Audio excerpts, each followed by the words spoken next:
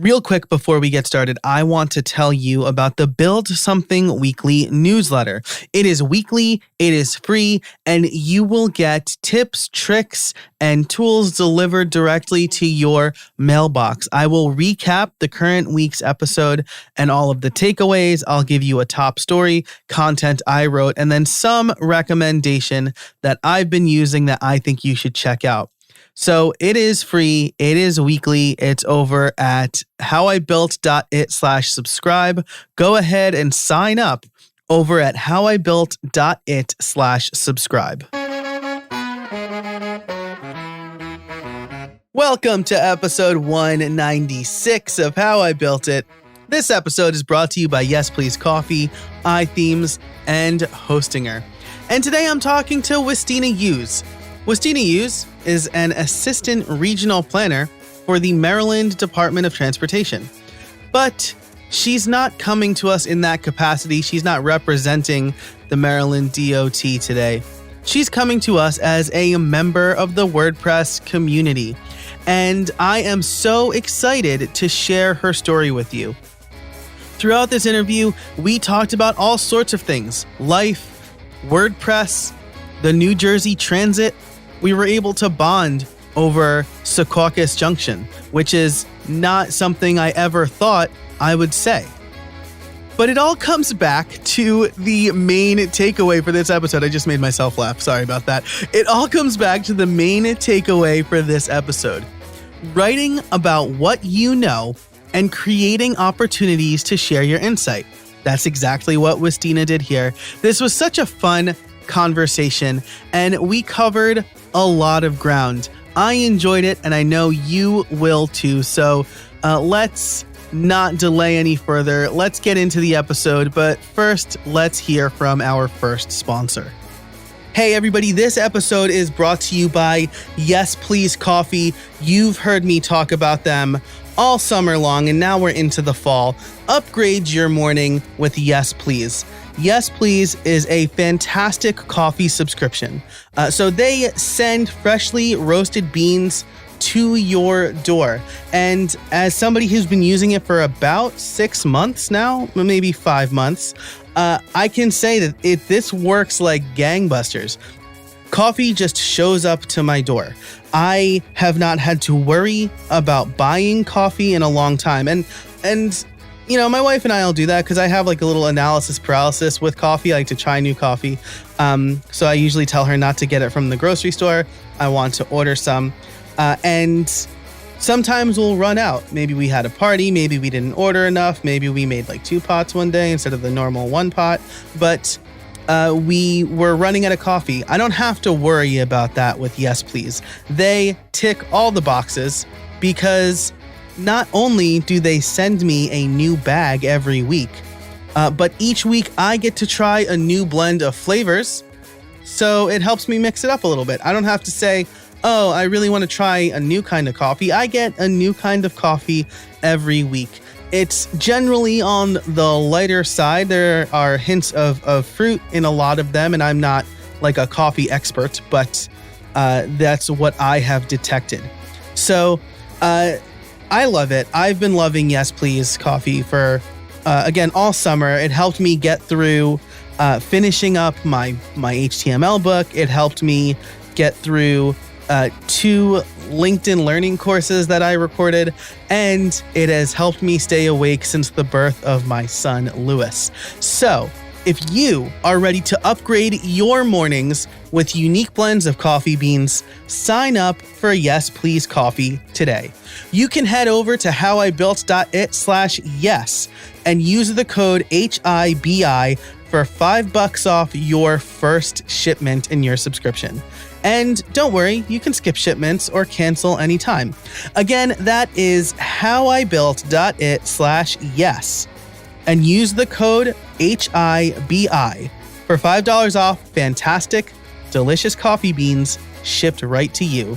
Again, that's howibuilt.it/yes. And now, back to the show. Hey, everybody, and welcome to another episode of How I Built It, the podcast that asks, how did you build that? Today, my guest is Winstina Hughes. She is an assistant regional planner at the Maryland Department of Transportation. But today she is coming to us as a member of the WordPress community. Now, throughout this season, we have been talking all about creating content, but I get a lot of questions on how do I stay consistent? How do I know what to write about? Well, Winstina is going to tell us all about that today. We're going to be talking about writing what you know and ways to create opportunities to share your insight. Winstina, how are you today? I'm doing well, Joe. Thanks for having me. Thanks for coming on the show. I'm so excited that we got to do this. I think we started speaking in something like July, and then my son was born, and we had different conflicts of schedule. So I'm glad that we're getting together finally. Yeah, my mom was visiting the second time we scheduled to talk, and it's always great when mom's here. Yeah, absolutely. We finally, my parents came up to visit a few times. My son was born in July, and so it's always nice to see them, and they get quality time with the grandkids too. So that's awesome. Yeah, but thank you for joining me today. So we are going to be talking about kind of writing about what you know and opportunities and things like that. But first, why don't you tell us a little bit about who you are and what you do? So my name is Winstina, as you said, and my family immigrated from Sierra Leone, West Africa, and I grew up in Maplewood, New Jersey. And the writing that we're touching on definitely is something that I learned when I was a student at Rutgers. And when I graduated and I returned home, I started writing about what I'd studied in college and applied it really to the town that I grew up, which is Maplewood. And so just a little bit more about me. I created my first WordPress blog for a Geographic Information Systems assignment, which is GIS for short. And for that assignment, I mapped public health data that my professor wanted us to do analysis on. And our final project was to add our maps to a blog and add some content to it and provide it to him, so that he could see how we mapped the data, what we understood about the analysis, and also, the ideas that we communicated. And so that was the first time that I used a WordPress blog, and it was actually a WordPress.com blog. And that's how it started. And so I went from that GIS assignment to creating a blog on community development and suburban planning in Maplewood. Wow. That's fantastic. And since then, you've participated in multiple WordCamps, right? I came across you because you spoke at WordCamp US several times. Yeah, I have spoken at several WordCamps. I started off speaking at WordCamp New York City, and I was encouraged to speak by Kevin Cristiano. He's awesome. Yes. And Kevin was very encouraging. And Steve Bruner, who leads WordCamp, he's led WordCamp before, but he also leads WordPress New York City Meetup. Him, Kevin, Rindy, Dana, they're all, at the time that I applied to speak at New York City, they were all co-organizers for WordPress New York City Meetup. And so I told my story of how my blog started and just the experiences that came from it. And it just so happened that WordCamp US was coming up next. And I had an opportunity to share my experience, writing, and I spoke at that first WordCamp, and WordCamp US. That was the inaugural one. It was amazing to be a part of that. It was just unexpected, and it was amazing. And then subsequently, I've spoken at other WordCamps. So. Yeah, that's fantastic. I remember that inaugural WordCamp US. It was great. I was living in Scranton, Pennsylvania at the time, so it was a pretty easy 2-hour drive for me to get to Philadelphia. It was awesome. All I had to do was jump on New Jersey Transit and take SEPTA, and then into Philadelphia Penn Station, and then just make my way to where it was at. And so just the proximity to where I lived made it possible, because of course I had a student budget, travel budget, which was tapped with New Jersey Transit and SEPTA. So yeah. Oh, awesome. Well, I'm glad that worked out. And that's great. I will be sure to link in the show notes to a few of your WordCamp talks. The show notes will be over at howibuilt.it. And that's just one of the many ways that you've been able to share your experience. But when I first reached out, one of the reasons I wanted to talk to you was because you have been published in newspapers like the New York Times. If you're willing, can you share a little bit of that experience and how you were able to get published in the New York Times and things like that? Yes. I know that oftentimes, people who are published online, at least I've read, the people who are published online often go through the process of like submitting their work to like, a media company and or reaching out to a website and offering to create content for them. And my opportunity to write for the New York Times is, just kind of evolved from the blog that I'd started on suburban planning and community development in Maplewood. And it's a really large title. And I always, say this, super condensed version of what the blog is. Essentially, it was a website where I wrote about real estate development, new developments that were happening in town. I wrote about local sports. Ultimate Frisbee started in Maplewood, New Jersey. Nice. It's pretty cool. It started on Columbia High School, land somewhere in the front or in the back of our school, and we have like this kind of sort of secret, but not really secret game, Ultimate Frisbee game that happens around the holiday season. And so I wrote about that and when I took pictures and, it was just an opportunity for me to just like really talk about how, all the different things that were happening in town and how it really ties together and within a context of planning.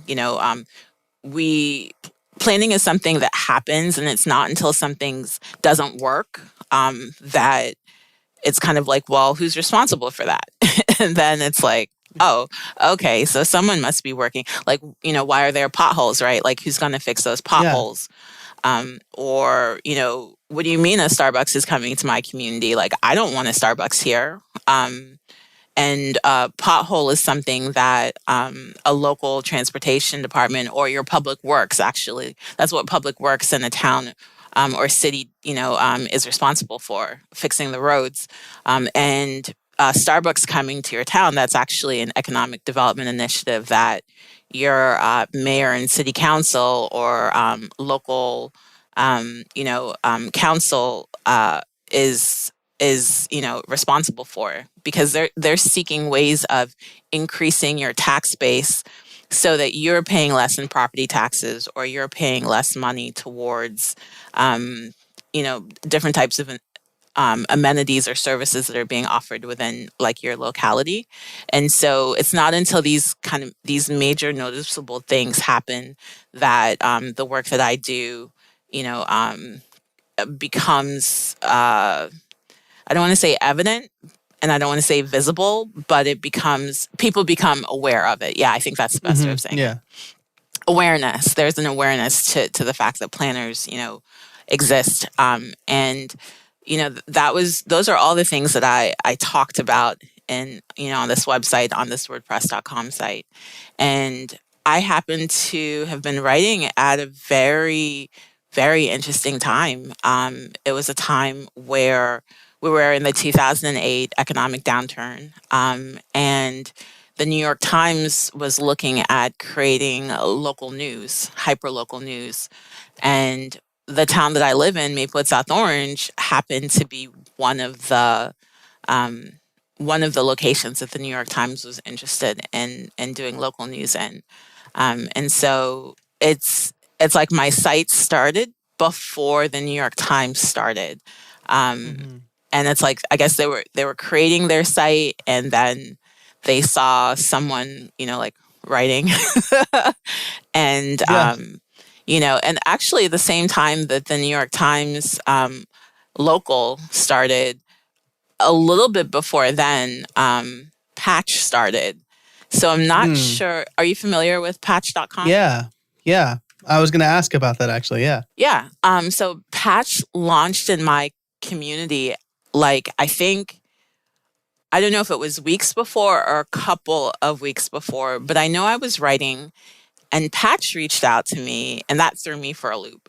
Because I was like, who's Patch? Or what's Patch? And then some time went by, and the New York Times reached out to me, and I was also thrown for a loop. And so I had to kind of step back and, ask, a mentor, it's like just to share what was happening and to ask for her advice. And, she's super supportive.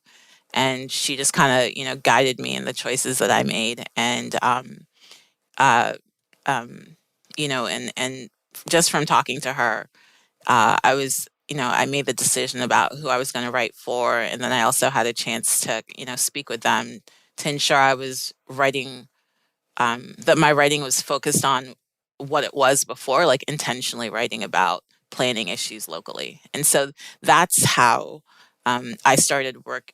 Well, yeah, I started working for the Times on the local.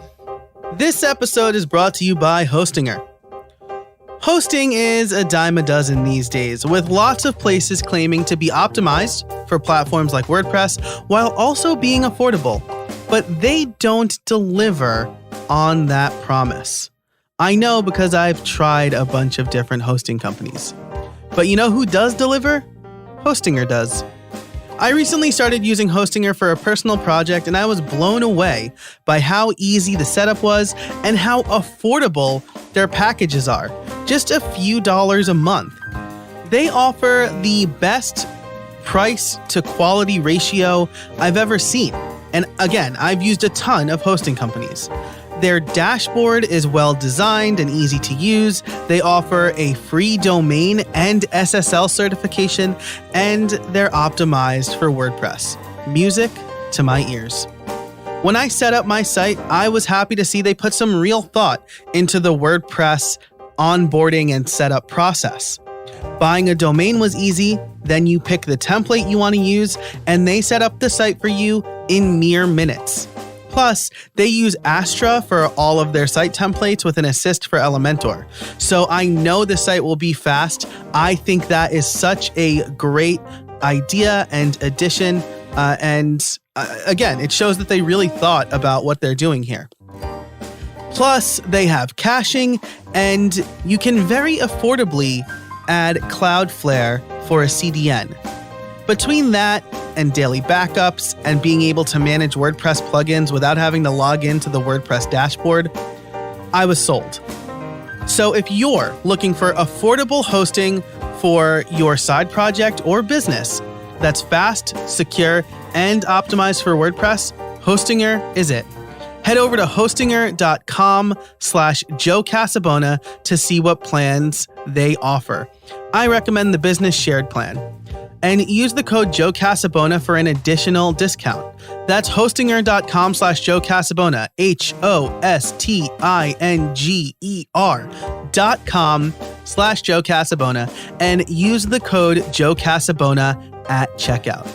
Thanks to Hostinger for sponsoring the show, and let's get back to it. I remember seeing a lot of hyperlocal things. I remember seeing Patch and so it's really cool that you got in on this New York Times initiative. I think that's fantastic. And your blog, I mean, that sounds like it was really interesting, right? Kind of talking about things that affect people on a bigger scale. But like you said, we don't really understand the kind of how it all works, like how the sausage is made, I guess. Yeah, that's an excellent way of putting it. It's true. And it's not until like you're sitting in class and you're taking real estate, development or affordable housing or, we literally have classes or the titles of these, different areas, or you're taking a class in historic preservation, which is a huge thing in New Jersey, where, I grew up and where I went to school.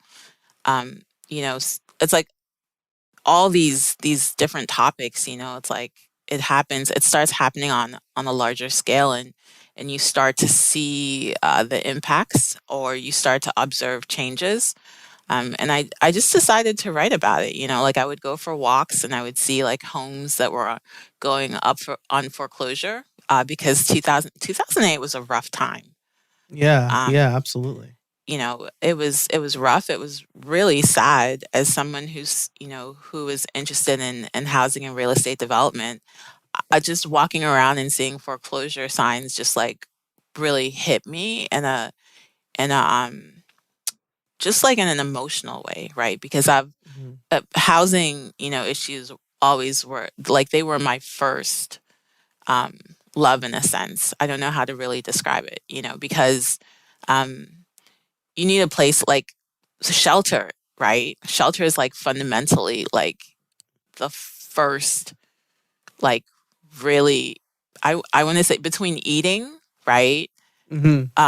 Finding food, having housing, and having transportation. Like, you know, those three things are like the core of our existence. Like, we need those three things. We need food, shelter, and we need transport, like either walking or biking or taking a train or a car. And, you know, housing, living in a town like Maplewood and South Orange, I was really interested in housing because um, the town has such a wide economic, it's broad. You have, middle class, you have upper middle class, and then you just have, like really wealthy homes and really Mhm. wealthy residents. And I'm from like a working class background, and the part of town that I'm from, is like a working class, and we have like really small houses. And so I would, walk from home to the bus stop, or walk from home to like middle school. And in the process of walking from my house to the middle school, which is kind of like in downtown Maplewood, I would see such a range of like houses. So initially, that's where my kind of like my interest, as a planner started. And it was really, really hard to walk through my town in 2008 and see foreclosure signs, not just in the neighborhoods, the working class part of, South Orange Maplewood that I'm from, on the other side of Springfield Avenue, but I was also seeing like um, like much larger homes, and like, we're talking about upwards of, I want to say, like 700,000 um, to like 500, 600, 700,000 to $1 million homes. Like, just seeing how the the the economic downturn was hurting everybody, and it was hard. It was hard walking around town and seeing that, because that means like people's lives are affected, right? Like, these are human beings. Like, these homes and shelters represent something. They represent people, and I just decided to start writing about like what I was seeing. And I realized, as I was writing about housing, that I had to write about everything else, because it ties together. And that's what I was, working with, and that's the space I was in, and that's the evolution of my blog. It started with something so close to my heart, and then kind of evolved into more of that. And I know I might be rambling, but I will say that in the process of writing about real estate locally and housing and foreclosures, I was also um, paying attention, because I was walking to transportation locally. And what's so awesome about North Jersey, where I grew up, is Springfield Avenue is really close to the part of town that I live in. And we have bus stops all along Springfield Avenue, which is like an arterial road. And I would be able to, that's how I got to school, actually, to college. Well, yeah, towards the end of college, sometimes just to go to classes sometimes, and then definitely for Mhm. graduate school. I would catch the bus into Penn Station, and then which is like a 45-minute ride. And then from Okay. Penn Station, I'd catch the train to New Brunswick, um, which sometimes is like an hour and 20 or something. And so I would do Yeah. that going and do that coming.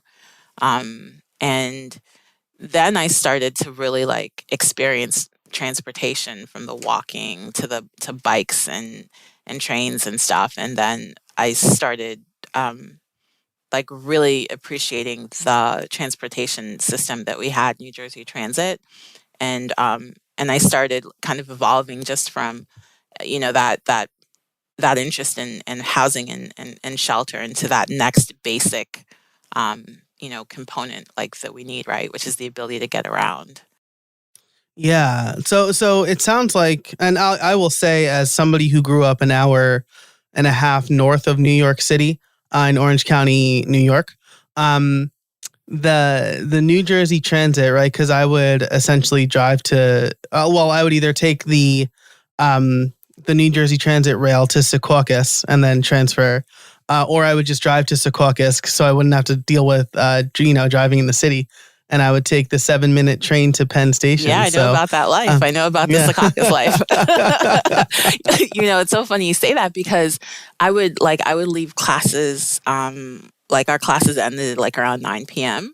And I would leave class, get on New Jersey Transit, and sometimes in order for me to switch over to the Maplewood line, I would have to go to Secaucus. Like I would go from New Brunswick to Secaucus and then switch over sometimes. So yeah, I've been in that Secaucus.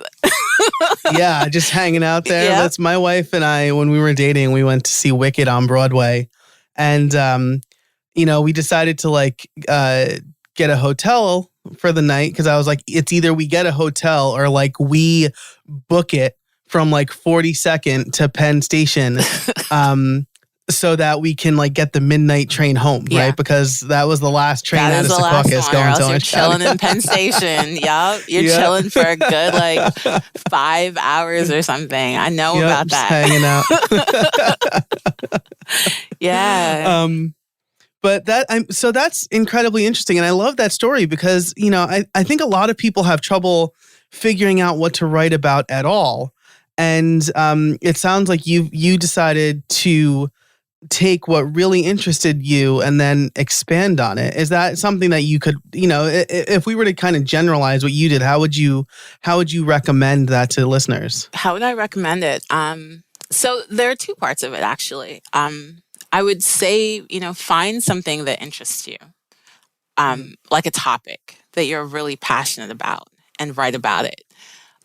The flip side also could be, though, write about what you're studying, right? Like, what's a better time to understand what you dedicated a minimum 4 years of your life to. I mean, if you go for an associate's degree, it's like 2 years. If you go for a bachelor's, it's 4, 5 now, because that's more realistic. And then if you go for a master's, then minimum 2.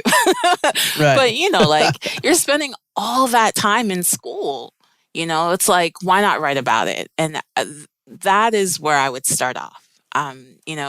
If you're in school right now, write about what you're learning about, because you have to write papers anyway at some point. Yep. You got to come up with a research document or a term paper or something. Like some professor is going to be like, I need like 10 to 12 pages off of you in like a week. So why not take some time and develop that and make it like palatable, right? Not just in that academic writing that a professor is asking you for, but make it palatable where someone can read it and understand it, and then use that as content for a blog. There's really like no telling what could come from that, because so many of the sites that the New York Times, for example, like it's hot, like look at the different subjects that are covered there, right? Like there are transportation sections, there's real estate sections, there's like the economy, broadly speaking, like the national economy, even like internationally, politics, all those topics are like covered by like all these major newspapers. And so if you're in school and you're studying economics, why not spend some time like creating something that's relevant on par with what a news outlet is, has a section dedicated to. And if you really want to be smart about it, pay attention to the news cycle. Yeah. I think that I absolutely love that advice. Like when I was I freelanced all through college, and it wasn't, I would have to do like class projects, and I would often try to pick a client project Yeah. for the class project, right? Like I was getting paid to do schoolwork, right? Like Yeah. Smart. So yeah. Smart. But I think what better, write about what you're studying. I think we could even expand that out, right? Because if you're, especially, my audience is small business owners, people in the WordPress space, in web development, they're probably learning new skills all the time. I think that there is, like you said, no better time to write about what you're learning about than like as you're learning it, right? Because then you'll remember what it was like, or you remember how you came to that conclusion. Yeah, absolutely. And there's so many sites that you can go on right now to learn how to code, right? I want to learn how to code. It's something that's been on my list for the longest time. I remember, when Matt said learn JavaScript deeply, right? Like I was there. Yeah. And I was like, I saw him on stage, and I heard what he said, and I was like, this is on my list when I graduate. JavaScript is like up there. Yeah. It's kind of like number one and number two. Well, finding a job was number one. That was like, Yeah. important. Like that's the reality, right? But JavaScript was like right underneath that reality. And if you're learning to code right now, or you're learning a skill right now, it's a great time to start a blog and to write about, what you're learning, what you don't understand. And there's really no telling how much more you'll develop in that skill. And there's probably someone who is going through that challenge too, right? Like at that time. And, if you share a link on social media, if you tweet it or on Facebook, or you send it to like family and friends, you could get the feedback that could help you further expand it and kind of clean up your writing, so that it's like, palatable for someone who just comes across to read it. And, that's a great way to come up with content, and there's no telling like what, that could lead to as well. And I should take my own advice and write about JavaScript, right? I should I have a blog on my site. So I should do that. That's actually great, because as an educator myself, it's sometimes hard for me to put myself back in the learner's shoes, right? It's something that teachers should struggle with. And I just wrote a book called HTML and CSS: A Visual Quick Start Guide. It's nice. It's out now. Okay. I'll link that in the show notes. But that's great. Thank you. I've been writing HTML for 20 years. So I would write things, and then my editor would be like, what does this mean to the beginner? And I'm like, right. I need to remember that they might not know what like clear your cache means or whatever, So these terms that are like these, and see, this even falls in with planning, right? Like these industry terms that and someone that's within the field knows, but like someone who's new to the topic has no clue what that term means, and that is where it becoming palatable, stems from. That plain language, explaining what like caching is. And and that's where I believe you'll draw more people. It's great that he was like, what does this mean to the beginner? Because it's true. Yeah. That's awesome that you're, I want to write a book too, Joe. We should talk. Yeah, absolutely. It's I'll tell you before we oh wow, we're like already coming up on time, but I'll tell you that I get the itch every few years, and I'm happy to have a connection to a publisher now.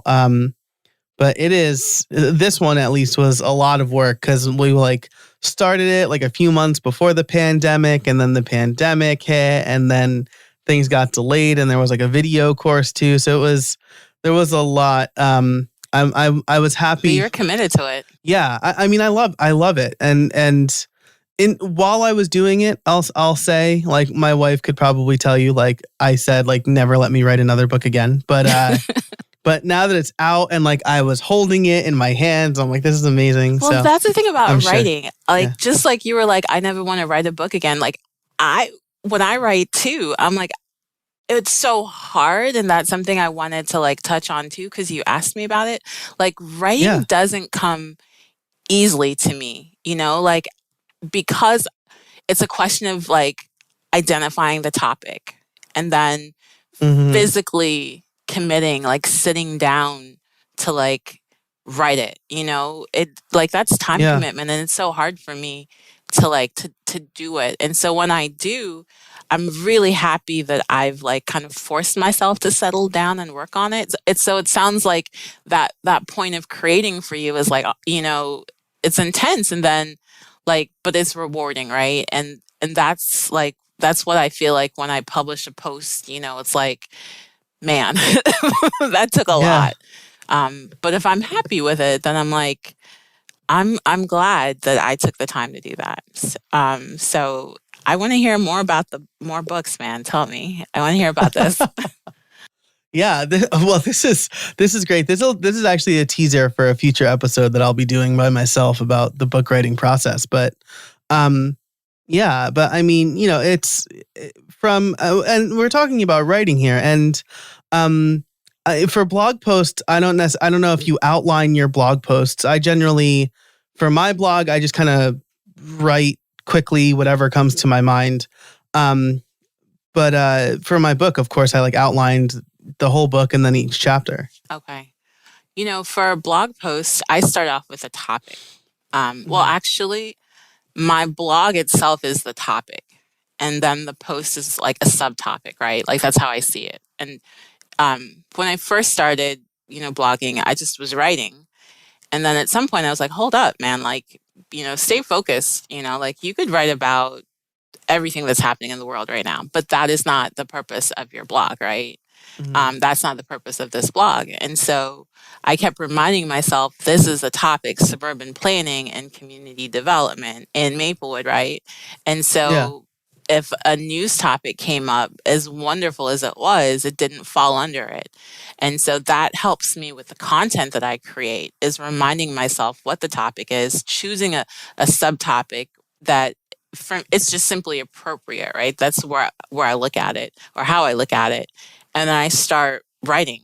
And then, I'll look at it, and if it makes sense, then it's something that I can work with, like I can clean it up and publish it.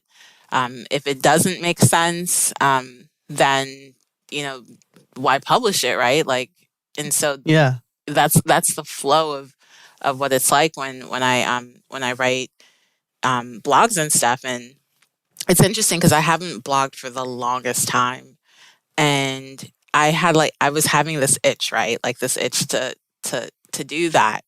And finally I was like, come on. So I actually added a blog to my personal website, and I kind of saw it as just an extension of storytelling, right? Telling my story. And it helps.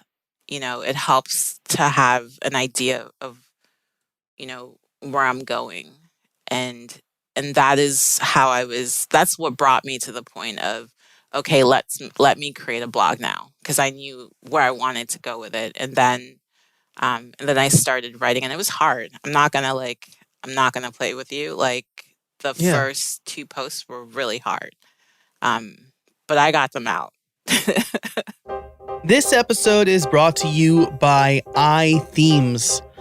Now, did you know that 60% of website breaches occur because of a vulnerability that could have been patched but wasn't? That means that having software with known vulnerabilities installed on your site gives hackers the blueprint they need to take over your site.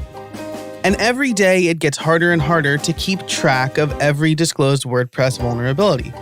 In fact, just recently there was a huge vulnerability that affected something like 1 million sites. that was overlooked or maybe just wasn't patched quick enough. And if you don't follow the WordPress news, then you wouldn't know, right? I get a bunch of WordPress newsletters. That's how I knew. But not everybody does that. Well, to solve that problem, the iThemes Security Pro plugin, created a better way to protect your sites against software vulnerabilities. That is the number one culprit of compromised WordPress websites.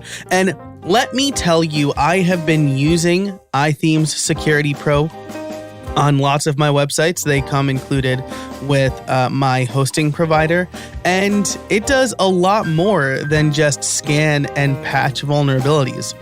It adds brute force protection. If somebody's trying to brute force my website, I get notifications of lockouts and IP addresses and things like that. It includes two-factor authentication and passwordless logins, and it even has compromised password protection, as well as a whole lot more, designed to keep you and your website safe and your customers' information safe. If you have an e-commerce website or just a website with user information on it, right? That's super important these days.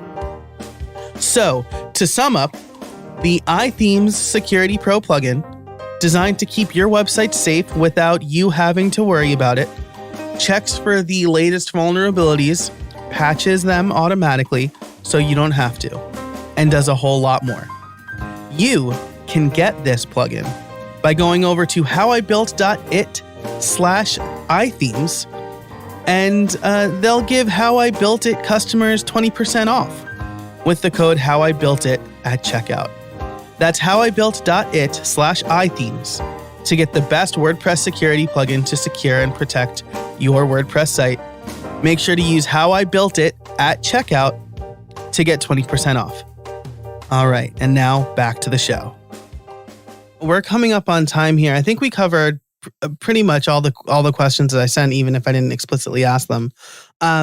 But I do have one question that I ask everybody, and that's, do you have any trade secrets for us? And I don't mean like the codes, right? I mean like, what is something that you learned in your journey that you think is important for other people to know? My textbooks are great sources of information. Like, I can confirm definitions and stuff from my textbooks, right? Like, I will give you one example. I was writing this piece on walkability, and I was like, dude, I mean, we've talked about walkability before, and my post had walkability in it, but I was like, hold up, is this even legitly a word? You know? Yeah. And I was torn. I was like, hold up, I know this is a word. I know walkability is like a thing, right? Like the ability to like literally like walk through your community and the streets and the sidewalks and stuff. And so I just stopped and I went and picked up a textbook and I was like, is this legitimately like something? Is it a word? And it was. And so that helped me, right? Because it was one of my earlier posts. And so, a trade secret is, reach to the source or reach to a source that is correct or factual, when you're writing something. And so we spend a lot of time searching online, and I do that a lot too. But because I centered it on what I studied in school, like I have books, that are right here. And I can pull one of my like redevelopment books or community development books or, community organizing books or, and just look for definitions, right? And that's really helpful because if you're writing for like a news outlet, you want to make sure that the language that you're using, not only is it understandable, like you were deciding too, like, can a beginner understand this? You're also writing for, a larger like network or a company or something. And what they publish, that says something about them too. So if you're writing and you're not using the right, language within that field, that's a reflection. And so my trade secret is, find some piece of, like research document or book and use it. I absolutely love that. And as you were talking, it like made me think about, when I was, again, when I was writing my book, I have a bookshelf of web development books that have helped me. And like a bunch of them were just like open on my desk all at the same time. And I'm like, am I using the right term here? What is like, because, professionals have their colloquial terms that they use. But if you are publishing, the written word for another source, colloquial definitions or like insider definitions are not always going to work. You want to teach people the correct terms, and then, so yep. A good example of this, if this is a fun fact for you, this was a fun fact for me, is the idea of SSL certificates. Are you familiar with? I am. Yeah. So I learned through this process from my tech editor that technically SSL is the old terminology, and we're on something called TLS right now, which is like a better form of encryption. But nobody ever says get your TLS certificate. They just say get your SSL. It's because that's what we've always used. And it's interesting. Well, and you said that we've always used it, right? So, because I look at it too. Like I just installed an SSL certificate for one of the blogs I have. And I really love now that they're plugins. There are actually some plugins that will just like do it for you. And so it's like there was a point where you were paying web hosts to do it, for actual certificate.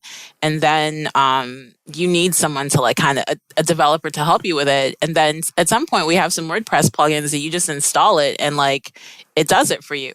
And it's so true. Like it's almost as if the concept is what they're communicating now with the word SSL. But as a professional writing about it, you have to know what the latest version is. And so what you put in your book can't just be like SSL, right? It has to be what the industry standard is. And that's it. That's exactly it. Yep. So the thrilling conclusion is that we decided to use SSL throughout the book because that is what everyone uses, but we had a note at the beginning of the section, like we're going to say, and everybody, like if you Google SSL, this is what everybody says, but it's technically TLS. So that's something that I learned. Because it was a learning process for me too, I guess, but it was really cool.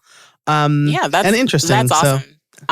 Because your readers are going to appreciate the fact that you know where we are with that particular piece of technology, right? Like, and the fact that you're mentioning it to them means that you've just given them a tip, right? That they can connect to what it is they already know.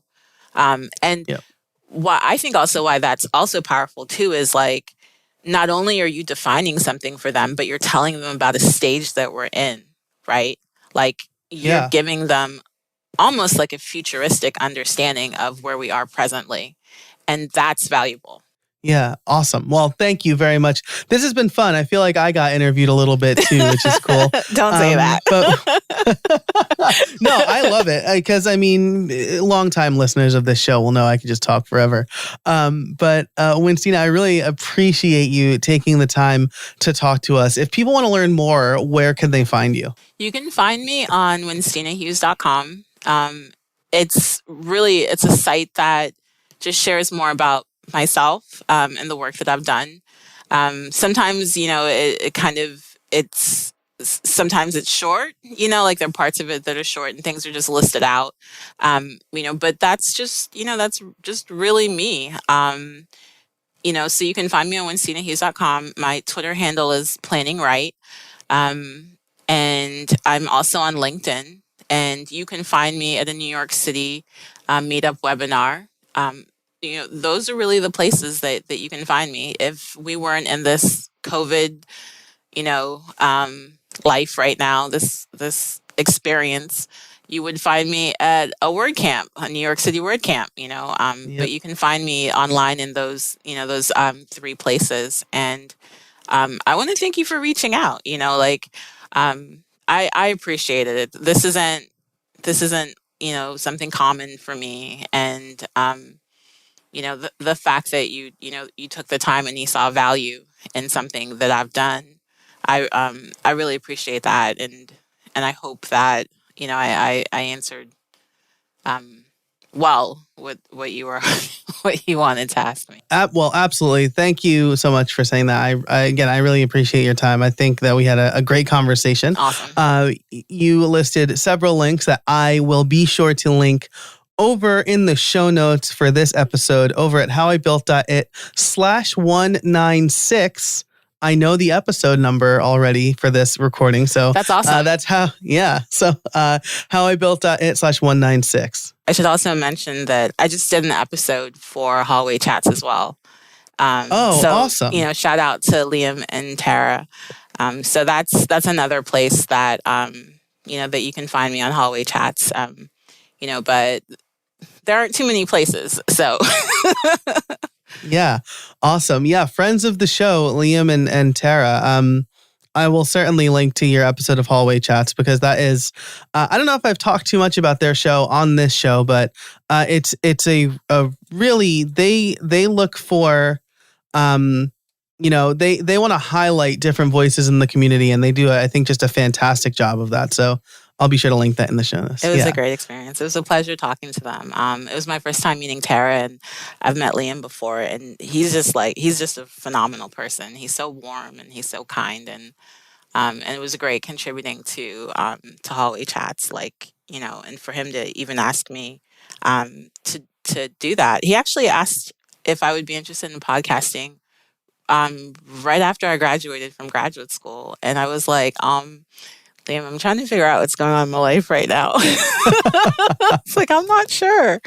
Is it WordPress or is it planning? Is it WordPress or planning? And so I'm very happy that, I had a chance to contribute and that he included me in that process. Yep, that's awesome. I will share a fun fact about Liam on this show. He actually crashed my wedding because we live in the same area. We both live in Chester County, PA now, and this is where my wife's from. So we got married at his church because my wife's church was being renovated. Okay. So he showed up for the nuptials. Nice. So, it was really nice. He kind of came up and gave me a pat on the back during communion, and it was really great of him to show up. I really appreciated that. So you were in his church, in his home. So he came and that's super cool during communion. That's nice. Yep, absolutely. So, this is great. This was a little bonus for the listeners. But Winstina, thank you for joining me today. This was an absolute pleasure. Oh, thanks for having me, Joe. I appreciate that. Thanks so much to Winstina for joining us today. Again, I loved this conversation. It was candid and natural, and it was just fantastic.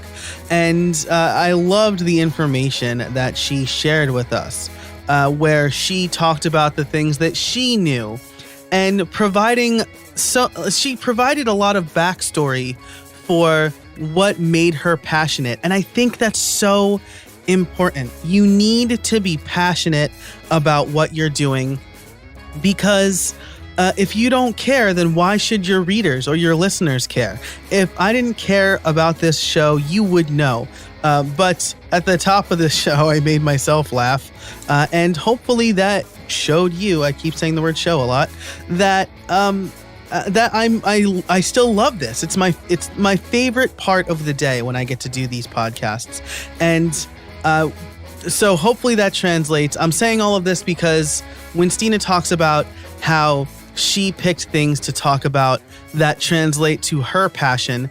And because of that, she was able to do things like write for the New York Times. Her trade secret, which is not directly related, but I love this. My textbooks are a great source of information. It shows that she went to school for something that she loves, and she's continuing to do that in some way, shape, or form. I agree. I have textbooks on my bookshelf that I still reference. So awesome. If you want to learn more about Winstina or anything that we talked about, you can head over to howibuilt.it/196. And hey, while you're over there, sign up for the Build Something Weekly newsletter.